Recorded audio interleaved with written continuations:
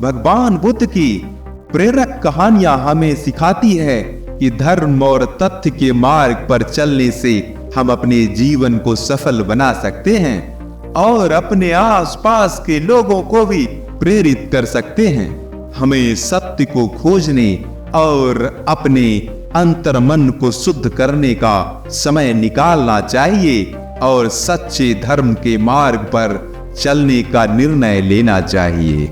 इस प्रकार हम सच्चे सुख और आनंद का अनुभव कर सकते हैं और अपने जीवन को पूर्णता के रूप में जी सकते हैं।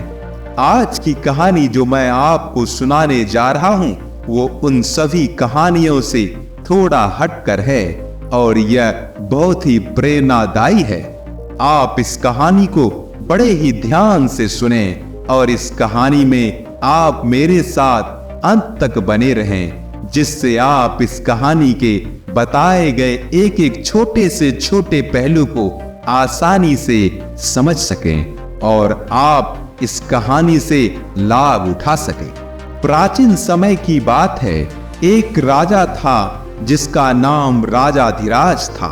राजाधिराज एक बहुत ही बुद्धिमान, साहसी और सजग राजा था।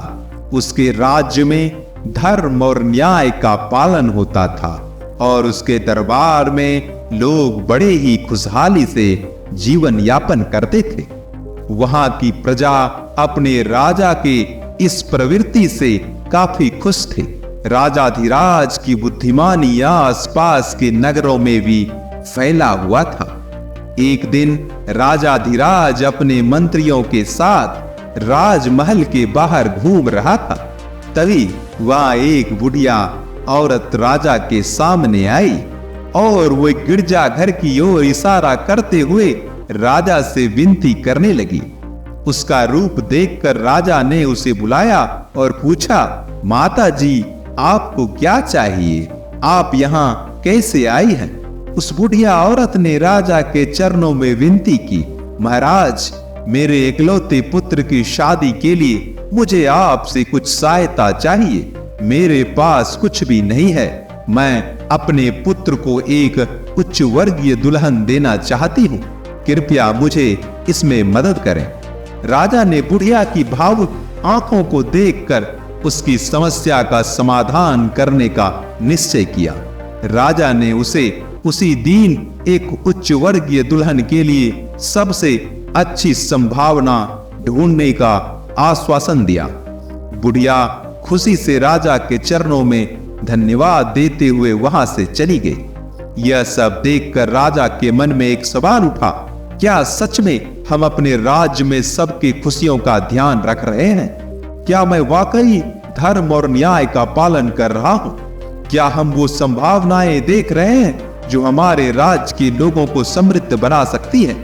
राजा इस सवाल का समाधान निकालने के लिए अपने विचारों में खो गया और सोचते सोचते एक दिन बीत गया।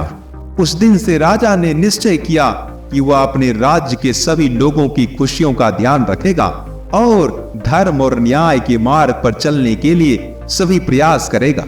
एक दिन राजाधिराज ने राजमहल में एक अजीब सा महल बनवाया। उस महल के बाहर एक वृद्ध सन्यासी के रूप में एक नायक खड़ा था। उस सन्यासी ने एक सुंदर सा संदेश दिया और कहा, राजाधिराज, यह महल तुम्हारे लिए बनवाया गया है।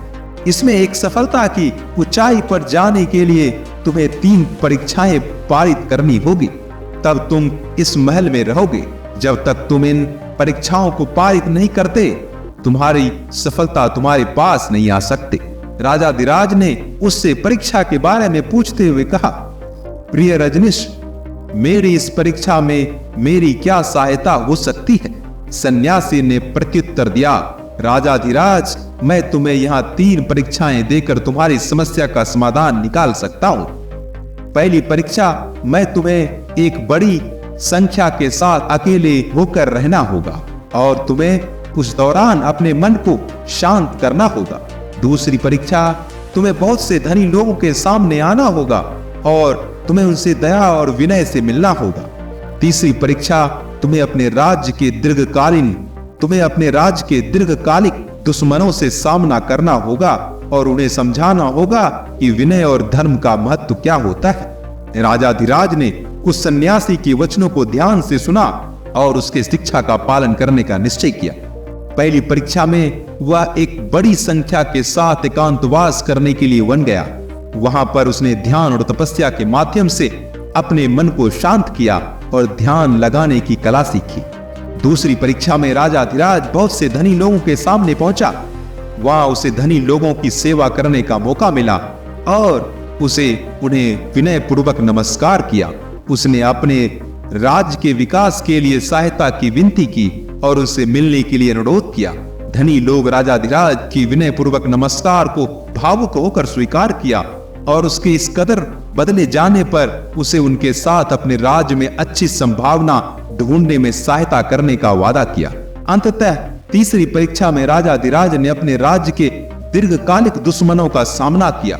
वह उन्हें विनय से मिलकर धर्म का महत्व समझाने में सफल हुआ और उन्हें अपने साथ राज्य के विकास में सहायता के लिए प्रेरित किया। पूरी परीक्षाएं पारित करने के बाद राजाधिराज को सन्यासी ने बताया कि सफलता उसके पास है और उसे महल में वापस जाने का समय हो गया। राजाधिराज ने सन्यासी को धन्यवाद दिया और उसके द्वारा सिखाई गई शिक्षाओं का पालन करने का संकल्प लिया। इस प्राचीन प्रेरक कहानी से हमें यह सीख मिलती है कि जीवन में सफलता के लिए हमें परिश्रम, साहस, विनम्रता और धर्मपरायणता की आवश्यकता होती है। हमें अपने राज्य और समाज के लोगों की खुशियों का ध्यान रखना चाहिए और सभी की सहायता करने का प्रयास करना चाहिए। धर्म और न्याय के मार्ग पर चलने से हम अपने जीवन को सफल बना सकते हैं और अपने आसपास के लोगों को भी प्रेरित कर सकते हैं। तो दोस्तों, मैं आशा करता हूं आपको ये वीडियो पसंद आई होगी। यदि हाँ, तो आप हमें कमेंट में लिखकर जरूर बताएं। वीडियो में अंत तक बने रहने के लिए आपका धन्यवाद।